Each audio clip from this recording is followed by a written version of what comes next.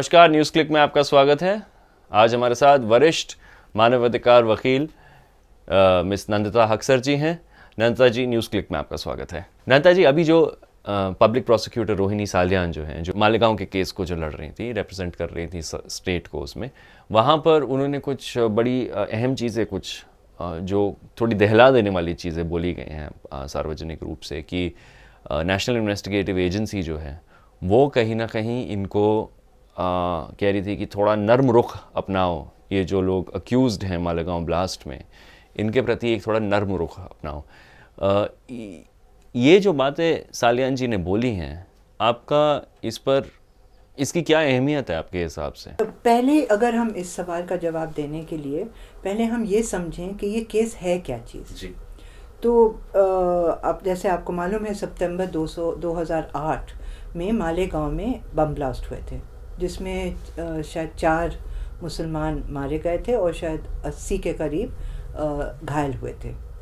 तो उस वक़्त तुरंत जब ब्लास्ट के बाद कुछ मुसलमानों को अरेस्ट कर दिया गया और कहा कि मुसलमानों ने ही शायद बम ब्लास्ट किया है। उस वक़्त ATS माने एंटी टेररिस्ट स्क्वाड जो महाराष्ट्र का है, उसके जो हेड थे वो थे हेमंत कारकरे जी, जो मुंबई अटैक में बाद में मारे गए। उन्होंने अपनी जांच शुरू की। जांच के तहत उनको पता चला कि इसके पीछे एक संस्था है जिसका नाम है अभिनव भारत। उसके जो हेड हैं जिन्होंने इसको बनाई है, वो कौन है? वो हेमानी जी हैं, जो हेमानी सावरकर, जो गोपाल गोडसे की बेटी हैं। अच्छा। गोपाल गोडसे जो थे वो नथुराम गोडसे के भाई, नथुराम गोडसे जिन्होंने गांधी जी की हत्या की थी। तो ये संस्था इनको पता चला और इसके तहत उन्होंने 12 लोगों को या 11 लोगों को गिरफ्तार किया। उसमें 2 लोग अभी भी जो ज़्यादा माने जाते हैं, जो लीडर्स हैं इनके, वो हैं, एक है प्रज्ञा ठाकुर जी और एक है लेफ्टिनेंट कर्नल पुरोहित। अब ये तो बहुत बड़ी साजिश है, बहुत बड़ा माफिया है। और ये ऐसा केस, तो इस केस को हेमंत कारकरे जी ने मालूम था कि ये प्रेशर पड़ेगा। उस वक़्त शिवसेना का भी प्रेशर पड़ा था, हिंदुत्व के और लोग जो फोर्सेस हैं उनका भी प्रेशर पड़ा था, और कुछ मीडिया के लोगों ने इसको कहा था सैफरन टेरर। उस वक़्त उस जर्नलिस्ट के ऊपर भी प्रेशर पड़ा था। तो इस तरह का केस हेमंत कारकरे जी ने ये देखा कि इस केस के लिए कोई अच्छा स्पेशल पब्लिक प्रोसिक्यूटर होना चाहिए जो दबाव में ना पड़े और इसको प्रोसिक्यूट करे। तो इस तरह से ये रोहिणी सालियान को अपॉइंटमेंट हुआ। अब वो 2009 से अभी तक वो इसकी स्पेशल पब्लिक प्रोसिक्यूटर थी और आज तक ट्रायल शुरू नहीं हुई। लेकिन जब भी बेल एप्लीकेशन आती थी, ज़मानत की एप्लीकेशंस आती थी, तो इसका वो विरोध करती थी और इस वजह से ये लोग अभी तक जेल में थे। तो ये अपना केस एक वकील की हैसियत, एक स्पेशल पब्लिक प्रोसिक्यूटर की हैसियत से ये काम कर रही थी। ये कोई एक्टिविस्ट इनको कहा नहीं जा सकता है, कोई राजनीति इसमें नहीं थी, ये एक प्रोफेशनली काम कर रही थी।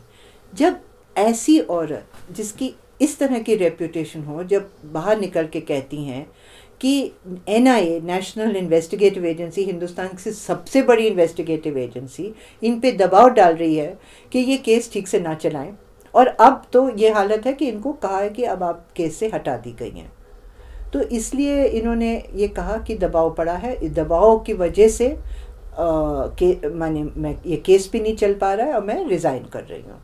तो इसका महत्व यही है। लेकिन एक और चीज़ यहाँ पर जो सामने आ रही है कि रोहिणी सालियान जी पर भी कई किस्म के इल्ज़ाम लगाए जा रहे हैं कि आप इतनी देर तक शांत क्यों रहीं, 1 साल क्यों लगा आपको ये बात खोल के बोलने के लिए।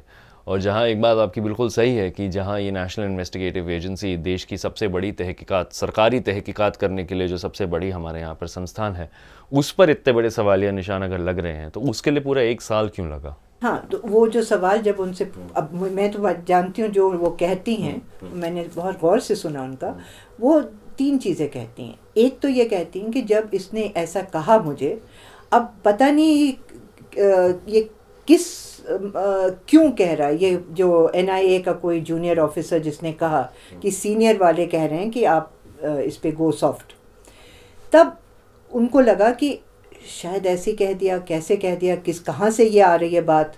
तो इनको भी तो पहले देखना चाहिए ऐसे कि अगर वो इल्ज़ाम लगा जिन NIA के ख़िलाफ़ बिना सबूत के, बस इतना ही था। तो उन्होंने कहा कि मैंने पहली चीज़ सबूत इसमें जोड़ा कि कैसे कहूँ। अब उनको ये भी लगा कि NIA को कहा गया कि इसकी इन्वेस्टिगेशन करे, मालेगांव ब्लास्ट की। ATS ने तो कर दी थी, चार्जशीट फाइल कर दी। फिर उन्होंने देखा कि NIA जब से इन्वेस्टिगेशन कर रहा है, एक पेज भी चार्जशीट का उन्होंने ऐड नहीं किया, कोई एविडेंस नहीं लाए। तो फिर उनको लगने लगा कि इसमें कोई दाल में काला है। तो इसीलिए 1 साल लगा। ये बहुत बहुत ही सीरियस इल्ज़ाम है NIA के ख़िलाफ़।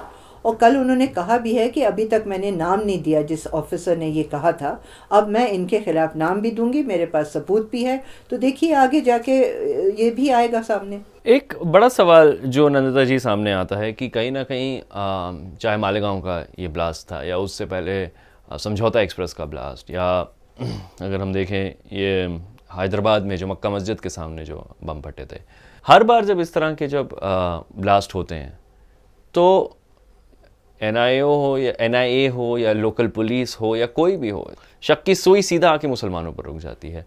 और इन सारे केसेस में पहले जो देखा गया था कि पहले एक्चुअली मुसलमान बच्चों को उठाकर जेल में डाला गया था और उन पर ये इल्ज़ाम लगे, जब तक खैर इस तरह की रेवलेशंस हुई कि अभिनव भारत और इस तरह की एक हिंदुत्व टेरर नेटवर्क भी हमारे देश में काम कर रहा है इस तरीके से। और सच्चाई ये भी है कि चाहे मीडिया भी हो तो वो भी कभी इन चीज़ों पर सवालिया निशान नहीं लगाती है। जो स्टेट वर्जन है सीधा का सीधा उसी को छाप दिया या उसी को बोल दिया। तो क्या आपको लगता है कि कहीं ना कहीं जितनी भी ऐसी बड़ी बड़ी संस्थान हैं, सरकार से लेकर जुडिशरी तक और जुडिशरी से लेकर मीडिया तक, जो लोग बहुत बड़े तरीके से प्रभाव भी करते हैं पब्लिक ओपिनियन, क्या उन सब के ही कहीं ना कहीं जहन में और कहीं ना कहीं सोच में इस तरह का एक बायस, एक मुस्लिम विरोधी भेदभाव की एक किस्म की एक धारणा इनके जहन में है? ज़रूर, ये तो सच्चर रिपोर्ट ने ही साबित किया था कि किस तरह से जैसे गवर्नमेंट सरकारी हर सरकार के डिपार्टमेंट्स में मुसलमान नहीं हैं, आर्मी में कितने कम हैं, इंटेलिजेंस एजेंसी में कम हैं। तो ये जब से विभाजन हुआ, हिंदुस्तान और पाकिस्तान बना, तब से ही हम देख रहे हैं। और अब जाके इस नतीजे पे हम पहुँचे कि एक बहुत ही गंभीर प्रॉब्लम है कि एक माइनॉरिटी को जो अपने सिटीजन्स राइट्स हैं वो नहीं मिल रहे हैं जी। तो और ये तो मैं एक सिटीजन राइट्स का कह रही हूँ, लेकिन अब ये हालत आई है कि अगर सस्पिशन पे भी कितने मुसलमानों को जेल में भर दिया। और ये आज बीजेपी का ही नहीं सवाल, सच्चर कमेटी तो कांग्रेस सरकार ने बनाई थी और उन्होंने ये दिखाया था कि जेल में डिस्प्रोपोर्शनेट नंबर ऑफ मुस्लिम्स हैं। और इसके अलावा फिर अब जब ये वॉर अगेंस्ट टेरर जो शुरू हुआ, वो भी मुसलमानों को लगता है वो भी उनके ही खिलाफ है। तो इस तरह से अगर हम चलते जाएंगे तो हमारे यहाँ 150 मिलियन मुस्लिम सिटीजन्स हैं जो आज डर, उनकी ज़िंदगी का साथ ही डर होता है, उनके डिस्क्रिमिनेशन होता है। तो इस तरह से इंडियन डेमोक्रेसी नहीं चल पाएगी, ये इंडियन डेमोक्रेसी को ही ख़तरा होगा। ये जो इन्होंने एक इंसान और एक सिटीज़न एक कदम उठाता है तो उसके पीछे हम सबका की जिम्मेवारी है। अगर हम ये जिम्मेवारी नहीं देते हैं, ये हम कुछ नहीं करते हैं, तो ये सरकार जो है हम ही बनाते हैं। तो ये हमारे जो आइडियाज़ हैं, हमारी जो सोच है, उसी का ये रिफ्लेक्शन है जी। तो ये अब सवाल तो ये है कि अब रोहिणी जी ने जो कदम उठाया है, इसका नतीजा क्या होगा, वो हम लोगों के ऊपर है। जैसे आपने कहा कि हम लोगों के ऊपर है कि इसका आखिरकार नतीजा क्या होगा, और मेरे ख्याल से ऐसे वक्त पर हताश होने की जगह मेरे ख्याल से हमें कहीं ना कहीं रोहिणी जी की बहादुरी को भी सलाम करते हुए इसमें शायद एक सकारात्मक चीज़ भी सामने नज़र आ रही है कि आज भी धर्मनिरपेक्षता या डेमोक्रेसी या लोकतंत्र को बचाने के लिए इस तरह की आवाज़ें हमारे देश में हैं। नंदिता जी, न्यूज़ क्लिक में आने के लिए आपका बहुत बहुत धन्यवाद।